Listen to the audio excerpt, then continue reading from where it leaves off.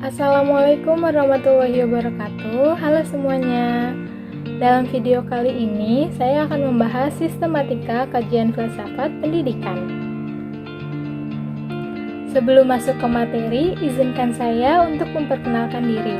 Saya Zilka Sabrina Rohadi dengan NPM 20 10 63 10 50 123 dari kelas 2C. Program Studi Pendidikan Matematika Fakultas Keguruan dan Ilmu Pendidikan Universitas Singapura Bangsa Karawang, tahun ajaran 2020-2021. Video ini dibuat untuk bahan penilaian ujian tengah semester mata kuliah Filsafat Pendidikan semester 2 dengan dosen pengampu Dr. Haji Dadang Rahman Munandar, MPD. Nah, sekarang ayo kita bahas sistematika filsafat. Sistematika filsafat merupakan hasil berpikir tentang sesuatu yang ada dan mungkin ada yang telah tersusun secara sistematis. Sistematika filsafat bisa disebut juga dengan struktur filsafat. Sistematika kajian filsafat pendidikan terbagi menjadi 4 bagian, yaitu manusia dalam perspektif filsafat, alam dalam perspektif filsafat, Tuhan dalam perspektif filsafat, serta yang terakhir yaitu relasi antar manusia, alam, dan Tuhan dalam perspektif filsafat.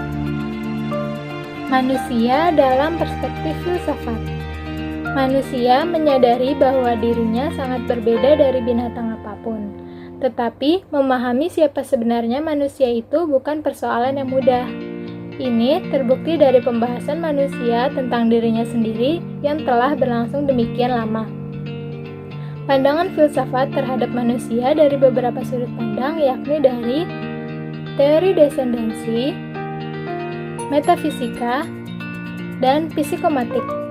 Teori descendansi. Teori ini meletakkan manusia sejajar dengan hewan berdasarkan sebab mekanis.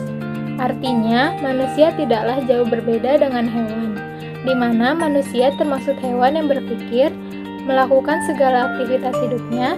Manusia juga tidak beda dengan binatang yang menyusui. Metafisika. Metafisika adalah teori yang memandang keberadaan sesuatu di balik atau di belakang fisik. Dalam teori ini, manusia dipandang dari dua hal, yakni fisik dan roh. Fisik yang terdiri dari zat, artinya bahwa manusia tercipta dari beberapa sel yang dapat diindra dengan panca indera. Ruh, manusia identik dengan jiwa yang mencakup imajinasi, gagasan, perasaan, dan penghayatan. Semua itu tidak dapat diindra dengan panca indera. Psikomatik. Psikomatik memandang manusia hanya terdiri atas jasad yang memiliki kebutuhan untuk menjaga keberlangsungannya. Artinya, manusia memerlukan kebutuhan primer seperti sandang, pangan, dan papan untuk keberlangsungan hidupnya. Manusia terdiri dari sel yang memerlukan materi cenderung bersifat duniawi. Artinya, manusia memerlukan kebutuhan duniawi yang harus dipenuhi. Apabila kebutuhan tersebut sudah terpenuhi, maka mereka akan merasa puas terhadap pencapaiannya. Alam dalam perspektif filsafat. Alam semesta adalah media pendidikan sekaligus sebagai sarana yang digunakan oleh manusia untuk melangsungkan proses pendidikan. Di dalam alam semesta ini, manusia tidak dapat hidup dan mandiri dengan sesungguhnya, karena antara manusia dan alam semesta saling membutuhkan dan saling melengkapi antara satu dengan yang lainnya. Di mana alam semesta ini butuh manusia untuk merawat dan memelihara, sedangkan manusia butuh alam semesta sebagai sarana berinteraksi dengan manusia lainnya. Tuhan dalam perspektif filsafat. Kata Tuhan merujuk pada suatu zat abadi dan supranatural.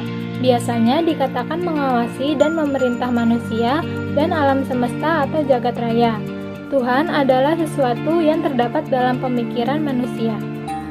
Relasi antar manusia, alam, dan Tuhan dalam perspektif filsafat. Dalam kehidupan ini, ketiga aspek tersebut saling berhubungan. Manusia merupakan aktor penerima dan pengelola ciptaan Tuhan. Alam sebagai sarana manusia berbuat untuk menuju kembali kepada Tuhan, dan Tuhan sebagai pencipta. Ketiganya memuat hubungan yang sinergi. Masing-masing ketiga aktor tersebut memiliki peran saling kait-mengait antara yang menguntungkan dan merugikan. Kesimpulan, sistematika filsafat merupakan hasil berpikir tentang sesuatu yang ada dan mungkin ada yang telah tersusun secara sistematis. Sistematika filsafat bisa disebut juga dengan struktur filsafat.